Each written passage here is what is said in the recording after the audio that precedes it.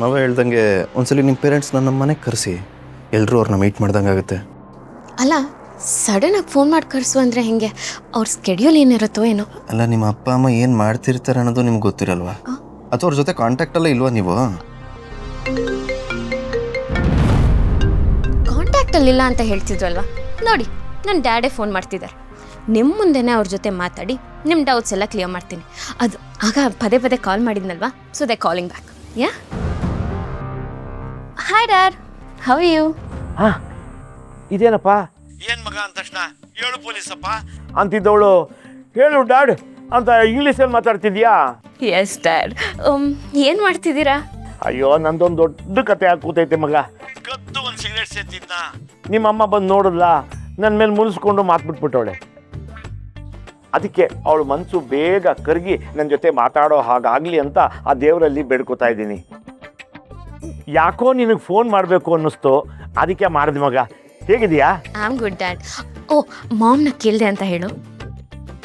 ಅಯ್ಯೋ, ಏನು ಹೇಳೋದು ಅಮ್ಮ, ಮಾತಾಡ್ಸಕ್ಕೆ ಹೋದರೆ ಕಣ್ಣಲ್ಲೇ ಬೆಂಕಿ ಕಾಡ್ತಾ ಇದ್ದಾಳೆ. ಓಕೆ ಡ್ಯಾಡ್, ಆ್ಯಕ್ಚುಲಿ ನೀವಿಲ್ಲಿ ಇಮ್ಮಿಡಿಯೇಟಾಗಿ ಬರಬೇಕಲ್ವಾ? ನಾನಾ? ಯಾಕಮ್ಮ? ನೀವೊಬ್ಬರೇ ಅಲ್ಲ, ಮಾಮ್ನ ಜೊತೆ ಕರ್ಕೊಂಡು ಬರಬೇಕು. ಅವಳು ನಾನು ಇಬ್ರು ಬರಬೇಕಾ? Yes yes dad. ಯಾಕಮ್ಮ, ನಮ್ಮನ್ನು ನೋಡಬೇಕು ಅಂತ ಅನ್ನಿಸ್ತಿದ್ಯಾ? ಅಲ್ಲಿ ಬಂದ್ರೆ ನಾವು ಸರಿಯಾಗಿ ಮಾತಾಡಕ್ಕಾಗಲ್ಲ. ನೀನೇ ಏನಾದರೂ ನೆಪ ಹೇಳ್ಕೊಂಡು ನಮ್ಮೂರಿಗೆ ಬಂದ್ಬಿಡು. No dad, I really can't. Actually ಏನಂದರೆ ಇಲ್ಲಿ ಎಲ್ಲರೂ ನಿಮ್ಮನ್ನು ನೋಡಬೇಕು ಅಂತ ಇದ್ದಾರೆ. ಅದಕ್ಕೆ ಬೇಗ ಫ್ಲೈಟ್ ಬುಕ್ ಮಾಡಿಬಿಟ್ಟು ಬಂದ್ಬಿಡಿ. ಫ್ಲೈಟ್ ಅಂದರೆ ಅಲ್ಲಿಗೆ? ಈಗ ನಿಮ್ಗೆ ಏನು ಸಮಸ್ಯೆ ಆಗಿದೆ ಅಲ್ಲಿ ಹೇಳು. ಓಕೆ ಡ್ಯಾಡ್, ನಾವೆಲ್ಲರೂ ನಿಮಗೋಸ್ಕರ ಕಾಯ್ತಿದ್ದೀವಿ. ಬೇಗ ಬನ್ನಿ. Yeah, bye, take care, love you. Hello hello, ನೋಡಿದ್ರ, ನಿಮ್ಮ ಮುಂದೆನೇ ನನ್ನ ಡ್ಯಾಡ್ ಹತ್ರ ಮಾತಾಡಿ ಅವ್ರನ್ನ ಇಲ್ಲಿ ಕರೆದಿದ್ದೀನಿ. ಬರ್ತಾರೆ ಅಂತಲೂ ಹೇಳಿದ್ದಾರೆ. ಈಗಲೇ ಏನು ಹೇಳೋಕ್ಕಾಗಲ್ಲ, ಮೊದಲು ಇವರು ಬರಲಿ ಅಲ್ವಾ ಚಿರು? ಬರಲಿ, ಬರ್ತಾರೆ.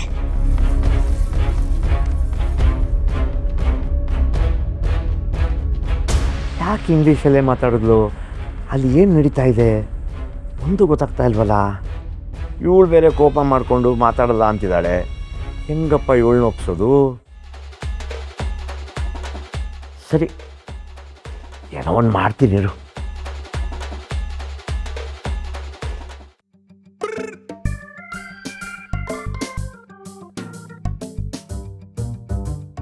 ಕಂಜಸು ನಯನೆ ಕಂಜಸು ನಯನೆ ಘನಗುಣ ಸದನೆ ಹರಿಣ ವಿಲೋಚನೆ ರಂಜಿಪಳಿ ತರುಣಿ ಸುವಿಲಾಸ ಲೀಲೆ ಘನಶೀಲ ಬಾಲೆ ಭುವನೈಕ ಮೋಹ ಜಾಲೆ ಸುವಿಲಾಸ ಲೀಲೆ ಘನಶೀಲ ಬಾಲೆ ಭುವನೈಕ ಮೋಹ ಜಾಲೆ ಶೀಲವಂತೆ ಲೋಲರೆ ಚುಳಪನಾರಿ ಎರನು ಮೀರಿ ಪರಿಪರಿ ವಿಧದಲ್ಲಿ ರಂಜಿಪಳಿ ತರುಣಿ ಈ ತರುಣಿ ತರುಣಿ. ಇದೇನಿದು ನಿಮ್ಮ ಹೊಸ ವರ್ಷೆ? ಮೊದಲು ಹೋಗಿ ಕೆಟ್ಟದಾಗಿ ವಾಸನೆ ಬರ್ತಿರೋ ನಿಮ್ಮ ಬಾಯಿನ ತೊಳ್ಕೊಂಡು ಬನ್ನಿ. ಬಾಯಿ ಏನು, ಸ್ನಾನನೇ ಮಾಡ್ಕೊಂಡ್ಬಿಡ್ತೀನಿ. ಆಮೇಲೆ ಮಾತಾಡಿಸ್ತೀಯಾ? ಖಂಡಿತ ಇಲ್ಲ. ನನ್ನನ್ನು ಒರೆಸ್ಕೊಳ್ಳೋದಕ್ಕೆ ನೀವೇನೇ ಪ್ರಯತ್ನ ಪಟ್ಟರು ನಾನು ಜಗ್ಗಲ್ಲ ಬಗ್ಗಲ್ಲ. ಬರೀ ಒಂದೇ ಒಂದು ಸಿಗರೇಟ್ಗೆ ಇಷ್ಟು ಕೋಪ ಒಳ್ಳೇದಾ? ಒಂದು ಸಿಗರೇಟ್ ಸೇದಿದ್ರು ಕೆಟ್ಟದಲ್ವಾ? ಆಯಿತು, ಸಾರಿ. ಬೇಕಾಗಿಲ್ಲ ನಿನ್ನ ಸಾರಿ. ಅಲ್ಲಿ ದೀಪುಗೇನೋ ಸಮಸ್ಯೆ ಆಗಿದೆ ಅನಿಸುತ್ತೆ. ನಾವು ನಾಳೆ ನಾಡಿದ್ರಲ್ಲಿ ಬೆಂಗಳೂರಿಗೆ ಹೋಗ್ಬೇಕಾಗಿ ಬರ್ಬೋದು. ನೀವು ಸುಳ್ಳು ಹೇಳ್ತಾ ಇದ್ದೀರಾ. ನಾನು ನಿಮ್ಮನ್ನು ನಂಬಲ್ಲ. ನಾನು ನಿಮ್ಮನ್ನು ಮಾತಾಡಿಸ್ಲಿ ಅಂತ ನೀವು ಹೊಸ ನಾಟಕನ ಶುರು ಮಾಡಬೇಡಿ. ಅಯ್ಯೋ, ನಾ ಸುಳ್ಳು ಹೇಳ್ತಿಲ್ಲ. ಬೇಕಾದರೆ ದೀಪುಗೆ ಈಗಲೇ ಫೋನ್ ಮಾಡ್ತೀನಿ ನೋಡು. ನೋಡಿ, ಅವಳೇ ಫೋನ್ ಮಾಡ್ತಿದ್ದಾಳೆ. ಸ್ಪೀಕರ್ ಫೋನ್ ಹಾಕ್ತೀನಿ. ಹೇಳು ಮಗ. ಪೊಲೀಸಪ್ಪ, ಏನೋ ಸಿಕ್ಕಾಪಟ್ಟೆ ಇಂಗ್ಲೀಷಲ್ಲಿ ಮಾತಾಡ್ತಿದ್ದೆ ಆಗಲೇ. ಅಲ್ಲೇನಾದರೂ ಸಮಸ್ಯೆನಾ? ಪೊಲೀಸಪ್ಪ. ಅಂಥದ್ದೇನಾಯ್ತಮ್ಮ? ನಿಜವಾಗ್ಲೂ ಇವಳಿಗೆ ಅಪ್ಪ ಅಮ್ಮ ಇದ್ದಾರಾ ಇಲ್ವಾ ಒಂದು ಗೊತ್ತಾಗ್ತಾ ಇಲ್ಲ. ನನಗೆ ಯಾಕೋ ಇವಳ ಮೇಲೆ ತುಂಬ ಡೌಟ್ ಬರ್ತಾ ಇದೆ.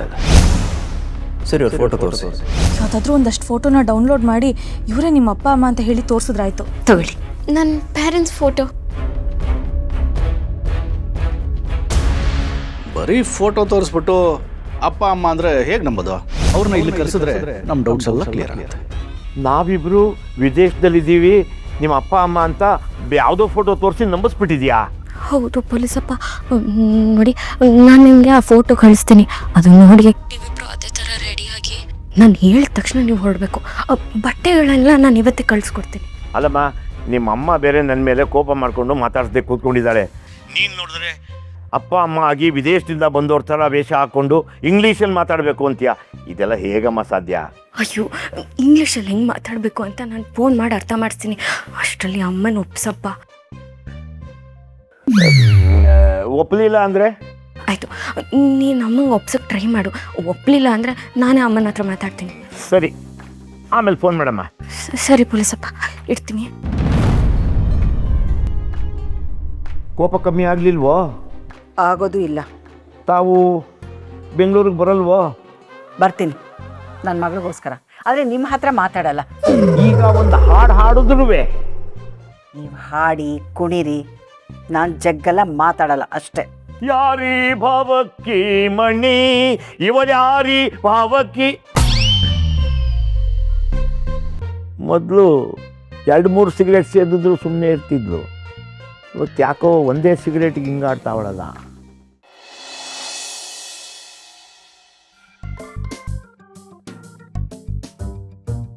ಇನ್ನೂ ಕೋಪ ಕಮ್ಮಿ ಆಗಿಲ್ವ ಅವತ್ಸಲ? ನೀನು ಈ ಥರ ಕೋಪ ಮಾಡ್ಕೋತಾ ಇದ್ದಿದ್ದು ಮದುವೆ ಆಗಿ ಹೊಸದ್ರಲ್ಲಿ.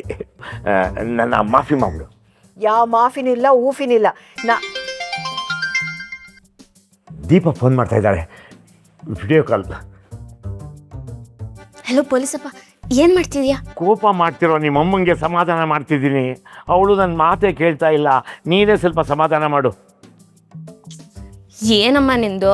ನಂದೇನೇ ಇದೆ, ಎಲ್ಲ ನಿಮ್ಮ ಅಪ್ಪಂದು. ಯಾಕೆ ಸಿಗರೇಟ್ ಸೇದಬೇಕಾಗಿತ್ತು ಮೊದಲು ಅದನ್ನು ಕೇಳು. ಪೊಲೀಸಪ್ಪ, ಸಿಗರೇಟ್ ಯಾಕೆ ಸೇದಬೇಕಿತ್ತು ನೀನು? ಅದೇ ನರಸಿಂಹ ಪಾಸ್ ಆದ್ನಲ್ಲ, ಆ ಖುಷಿಗೆ ಅವನೇ ತಂದ್ಕೊಟ್ಟ. ಒಂದೇ ಒಂದು ಸೇದ್ನಪ್ಪ. ತಪ್ಪ? ಹೋಗ್ಲಿ ಬಿಡಮ್ಮ, ಒಂದೇ ಒಂದು ಸಿಗರೇಟ್ ಅಂತೆ. ನೋಡು, ಯಾವಾಗಲೂ ನಿಮ್ಮ ಅಪ್ಪನ ಪರ ವಹಿಸ್ಕೊಂಡು ಬರಬೇಡ ನೀನು. ಸುಮ್ಮನೆ ಇದ್ಬಿಡು. ಆರೋಗ್ಯ ಹೆಚ್ಚು ಕಮ್ಮಿ ಆದರೆ ಏನೇ ಮಾಡೋದು ಆಮೇಲೆ?